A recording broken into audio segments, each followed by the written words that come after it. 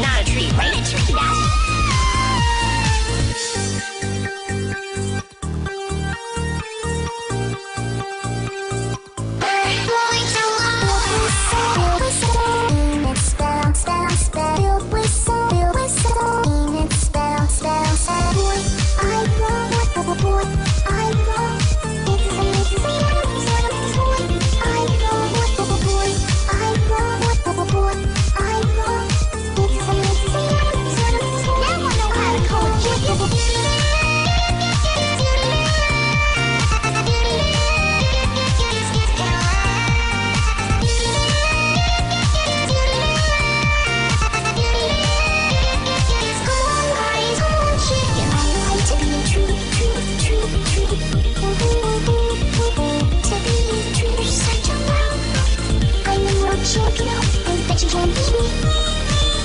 Not a tree, right? A tree dash.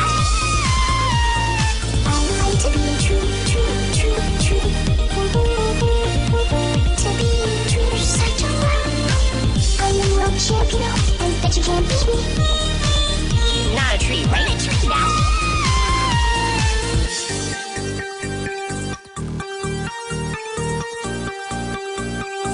Oh, that would be wonderful.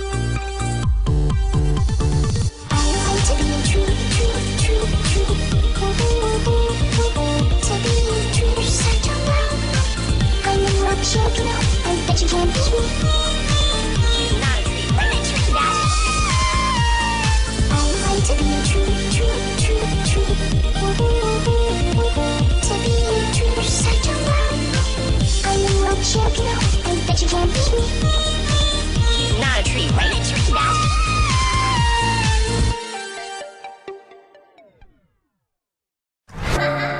tree dash.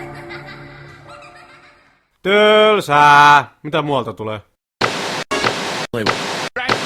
Pinkamiina Diane Pie oli ensimmäinen ponimaailman superjulkis. Hän koki elämänsä aikana asioita, joita tiedostusvälineet herkeämättä iskivät kaiken kansan nähtäville, olivat ne kuinka intiimejä tahansa. Koko maailma sai katsella, kuinka hän muuttui miljoonien rakastamasta viattomasta pop-ikonista, varoittavaksi esimerkiksi siitä, millaisen tuloksen jatkuva päämäärätön juominen voi tuottaa.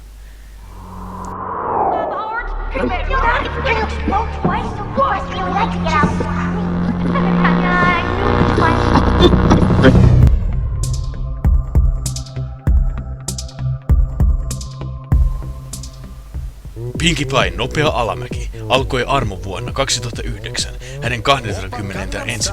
syntymäpäivänään. Hän löysi kaipaamansa vapauden, unohtaen samalla oman häveliäisyytensä, ja alkoi viettää aivokasta hyökerhoelämää ilman minkäänlaista tahdikkuutta. Ei, älkää kaikki näkee mun riemuradion! Minne ikinä hän julkisesti päätyikään. Paparazzi odottivat häntä kuin askutin, dokumentoiden hänen traagista alennustaansa. Nyt multa taitaa tulla menkas! Oltuaan yhdessä Alice in Chainsin kitaristin Jerry Cantrellin kanssa vuonna 2010, Pinkin juhlinta kehittyi juopottelusta kovaan huumeiden käyttöön.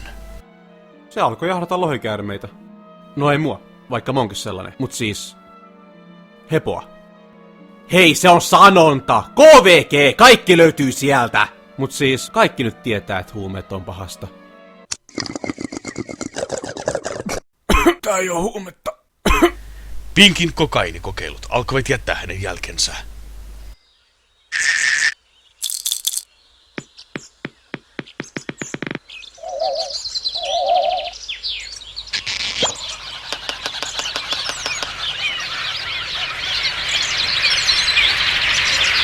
Tiedättekö mitä minua on eniten? Nettipiraatteja! Mitä tuntuisi jos muusikot varastaisivat teiltä? Mitä jos Cannibal Corpse olisi sun rillit? Ja sä? Mitä sanoisit jos Ringo Starr tulisi sun talo ja varastaa sulta sun... No, Lempi Hämeen! Olisin varmaan aika ihmeissäni. Vuonna 2011 skandaalin mittasuhteet täyttyivät, kun internettiin vuoti rajua videokuvaa hänestä harrastamassa oraliseksiä, tällä hetkellä tuntemattoman henkilön kanssa. Eiks tehnytkin Annahani? Tabloidit eivät säälineet. Joo, hän näi vähän kaikki. Muijii, jätki, kaikki kävi. Läskei, ruikkui, kaikenlaisia sekakäyttäjiä, koirii, kissoi, oravii, ötököit, etanoit. Se nai etanaa. Mä näin kun se kerran nai etanaa. Kuulostaa varmaan melkoiselta emävalelta, mutta miettikää millaista oli kattoo sitä. Se nai etanaa! Pinkin juhlinnan käydessä yhä äärimmäisemmäksi. Hän muuttui entistä sietämättömämmäksi, ja hänen ystävyyssuhteensa katkesivat.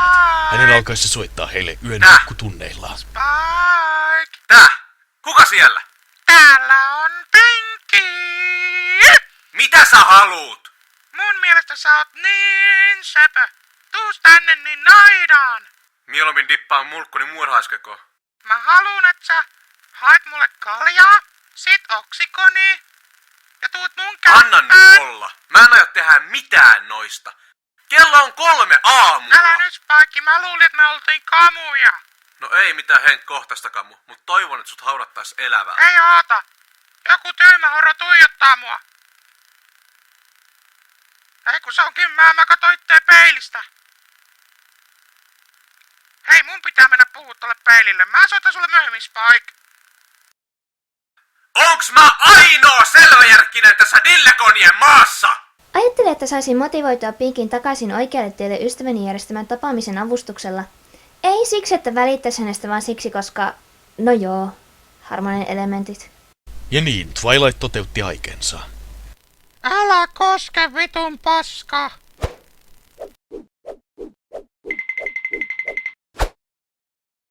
Mä tekstaan just mun koiralle. Mikä ihme Jokko tää on? Spike, tämä pitää olla väliintulo. Missä on joka poni? Applejack on koomassa. Meksikolaiset kappasivat rällitin Fluttershy on Hourlassa ja Rainbow Dash telas. Oliko muuta neropatti?